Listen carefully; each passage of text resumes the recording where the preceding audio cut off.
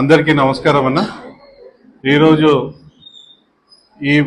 ఈ ప్రెస్ మీట్కి ముఖ్య కారణము, నిన్న టీడీపీ నాయకులు కొద్దిగా వాళ్ళ స్థాయి మించి మాట్లాడినారు. అంటే వాళ్ళ స్థాయి, మినిస్టర్ గారి స్థాయి, నీ స్థాయి ఎంత, నీ స్థాయి ఎంత, నీ స్థాయి ఎంత అని చెప్పి వాళ్ళు కూడా వాళ్ళ స్థాయి మించి మాట్లాడడం జరిగింది నిన్న. సో ఈరోజు ఈ ప్రెస్ మీట్కి కారణము ఒకసారి వాళ్ళ స్థాయి ఏందో ఒకసారి గుర్తు చేద్దామనే ఆలోచనతో ఈ ప్రెస్ మీట్ పెట్టడం జరిగింది. నిన్న మా ఒల్సెల బాబాయ్, బత్తాల బాబాయ్, మా బాబాయ్ నిన్న ప్రెస్ మీట్లో మాట్లాడుతూ డోన్లో అభివృద్ధి జరిగిందని చెప్తున్నావయ్యా, నీ అభివృద్ధి ఎక్కడన్నా ప్రజలకు ఉపయోగపడుతుందా, ప్రజలకు ఉపయోగపడేది ఏదైనా అభివృద్ధి చేసినావు అని చెప్పి అడుగుతున్నాడు. నువ్వు కట్టింది గెస్ట్ హౌస్లు, స్పోర్ట్స్ క్లబ్లు ఇవి కట్టినావు అని అంటున్నాడు. మరి బాబాయ్ని డోన్లో మేము కాదు, మినిస్టర్ గారు కాదు, సామాన్య జనం అంటే సామాన్య వ్యక్తినిపై అడిగినా డోన్లో ఏం జరిగింది, నాకు కనపడట్లే, నీకేమన్నా కనపడుతుందా అని వాళ్ళని అడిగితే వాళ్ళే తొలకపోయి చూపిస్తారు మీకు అభివృద్ధి ఎక్కడుంది ఏమనేది. ప్రజలకి ఉపయోగపడేది ఏం కట్టలేదు, ఏం చేయలేదు అని అంటున్నారు మా బాబాయ్. మరి బాబాయ్ ఒకసారి నడి ఒడ్డులో మున్సిపల్ కాంప్లెక్స్, కూరగాయల మార్కెట్ అది ప్రజలు ఉపయోగించుకోవట్లేదా? కూరగాయల మార్కెట్కి ప్రజలు పోవట్లేదా? మరి మీరు తింటున్న కూరగాయలు మరి ఎక్కడి నుంచి తెస్తున్నారు? మరి ఎక్కడి నుంచి, ఏమైనా కర్నూలు నుంచి వస్తున్నాయా? సో ఇంకొకటి, డోన్ ఎంట్రన్స్ నుంచి డోన్ ఎండింగ్ వరకు, అంటే అటువైపు ఇటువైపు, అంటే అటు ఎంట్రన్స్ ఇటు ఎంట్రన్స్ 100 feet రోడ్ వేసి సెంట్రల్ లైటింగ్ వేసి అది ప్రజలు ఉపయోగించుకోవట్లేదా? అది ప్రజలకు అవసరం లేదా? నువ్వు కూడా అదే రోడ్లో తిరుగుతున్నారు, మీరు అదే రోడ్లో తిరుగుతున్నారు. మీరేమైనా గార్లు ఎగురుతున్నాయా? మీ కార్లు మీరేమైనా నడిచేటప్పుడు గార్లు ఎగిరి నడుస్తున్నారా? మరి అది ప్రజలకు ఉపయోగపడలేదా? మరి స్కూల్లో ఎడ్యుకేషన్ గురించి కూడా మాట్లాడినారు. గతంలో వచ్చిన ఎడ్యుకేషన్ ఇన్స్టిట్యూట్సే ఈ రోజుకున్నాయి. ఈరోజు ఏమొచ్చినాయి? ఎడ్యుకేషన్ తెచ్చినాము, ఇన్స్టిట్యూట్స్ తెచ్చినాము అని అంటున్నారు. మరి బీసీ రెసిడెన్షియల్ గర్ల్స్ ఇండో, మరి అది ఏమంటారు, అది ఇన్నర్విల్, దానికి యూరోపియన్ స్టైల్లో కట్టిన బిల్డింగ్స్ మీకు కళ్ళకు కనపడట్లేదా? 100 పడకల ఆసుపత్రి అంటే మన డోన్లో ఉన్న 30 పడకల ఆసుపత్రిని 100 పడకల ఆసుపత్రిగా కట్టడం మీకు కళ్ళకు కనపడట్లేదా? మరి మీరు చెప్తే అంటే నేను కూడా విన్నదే. ఇది రైల్వే స్టేషన్ రోడ్డు, మీరు అక్కడి నుంచి గాంధీ సర్కిల్ నుంచి రైల్వే స్టేషన్ రోడ్డు గతంలో ఎంత చిన్నగా ఉండేది, చీకట్లో ఉండేది. మరి చీకట్లో ఆ రోజు మీ చిలిపి శ్రేష్ఠలకు ఆడవాళ్ళు ఏదో చేసినారంట, అది ఎంతవరకు నిజమో తెలియదు, మరి విండిందే. సో ఈ రోజు మీకు ఆ కష్టం ఉండదు. ఆ రోడ్ 60 feet రోడ్ అయ్యింది, అటువైపు ఇటువైపు లైటింగ్ వచ్చింది. మీ చిలిపి శ్రేష్ఠలకు ఛాన్సెస్ ఉండవు, మీరు తన్నులు తినాల్సిన అవసరం కూడా ఉండదు. సో ఇంకొకసారి మా మినిస్టర్ గారి గురించి కానీ, మా నాయకుడి గురించి కానీ మీరు మాట్లాడే ముందు మీ స్థాయి ఏందో చూసుకోండి. మీ స్థాయి ఏందో చూసుకొని మాట్లాడితే కొద్దిగా బాగుంటుందని నా ఆలోచన.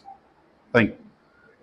సంస్థలకి ఎవరైతే మెయింటైన్ చేయగలుగుతారో స్విమ్మింగ్ పూల్ కానీ వాళ్ళ చేతిలో పెట్టి ఆ కాలనీ వాసులకు కానీ సంఘంలో ఎవరైతే సేవా దృక్పథంతో ఉన్నారో వాళ్ళందరినీ మమేకం చేస్తూ వాళ్ళకే బాధ్యతలు అప్పచెప్తున్న వ్యక్తి రాజారెడ్డి గారు.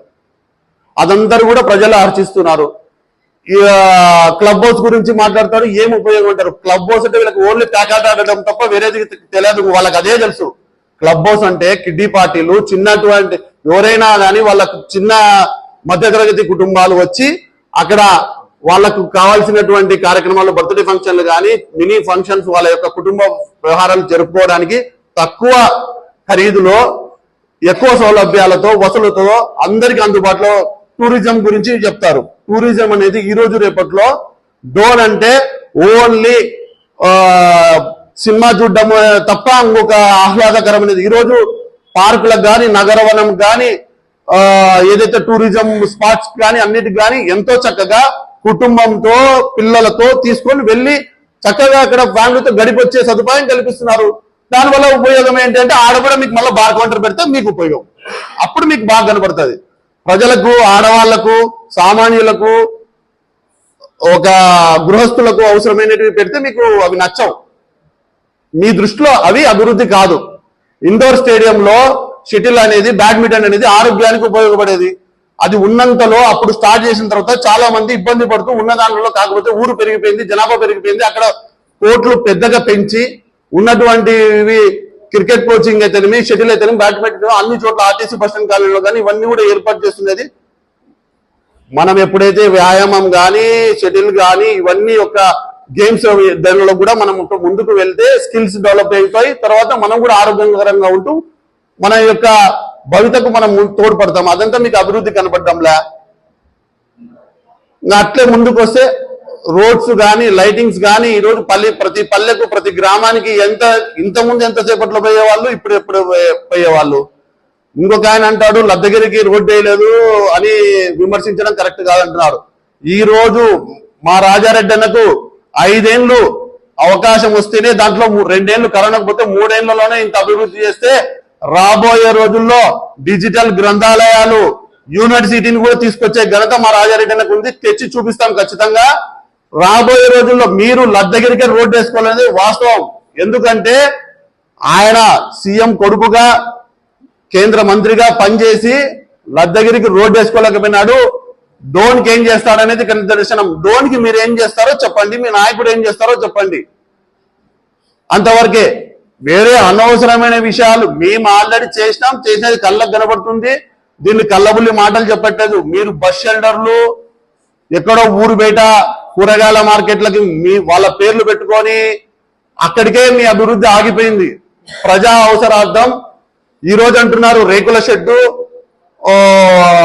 ఆ యొక్క బిల్డింగ్స్ ఎక్కడ, రాజుల పరిపాలన అనేది చెప్తున్నాం గర్వంగా. ఈరోజు మేము ఏమని, ఎక్కడ కూడా గవర్నమెంట్ నుంచి ప్రతిపాదనలు ఇవ్వాలనుకున్నప్పుడు ఒక అప్రూవల్ ఫిక్స్డ్, ఆర్ఎన్బికి కానీ రెవెన్యూకి కానీ ఒక ఫిక్స్డ్ ప్రొఫార్మా ఉంటుంది. ఆ సైజు ప్రకారమే హాస్పిటల్స్ లో కానీ బిల్డింగ్స్ కానీ కట్టడానికి దానికి ఒక మెజర్ అనేది ఆర్ట్ ఉంటుంది. మా రాజారెడ్డి అన్న అందరి యొక్క సౌలభ్యం కోసం వినూత్నంగా ప్రజలకు ఉపయోగపడేలాగా 100 బెడ్ హాస్పిటల్ చుట్టూ గాలి తగిలే విధంగా, ఎక్కడైతే అక్కడికి వచ్చినా వాడు హాస్పిటల్కి వచ్చినాడని ఆ యొక్క పేషెంట్ ఫీల్ కాకూడదు. ఎక్కడో మనం మంచి త్వరగా వారం రోజుల్లో పెట్టి 3 రోజుల్లో ఇంటికి పోవాలని దాని సపరేట్ ప్లానింగ్స్, అప్రూవల్స్, ఆర్కిటెక్ట్స్ పెట్టి ఆమోదపరిచినాడు. గర్వంగా చెప్పుకుంటున్నాం మేము ఈరోజు. అవన్నీ కూడా అంత సామాన్యంగా రావు, మీకు అవన్నీ తెలుసు.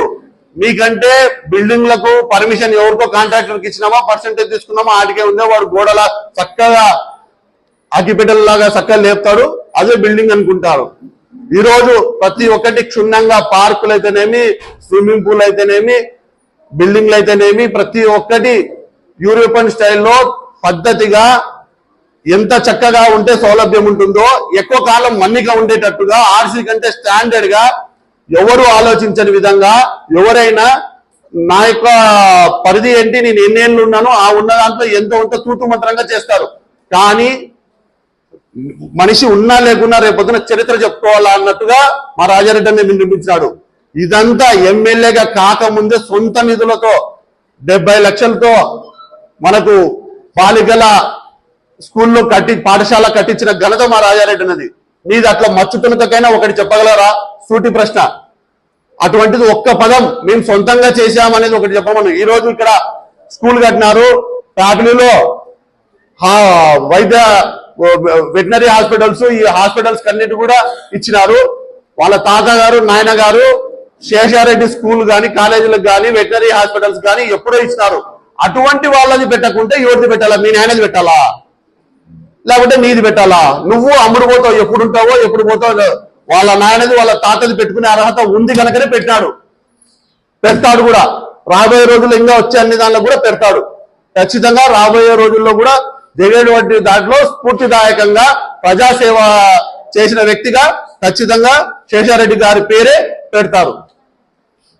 Thank you.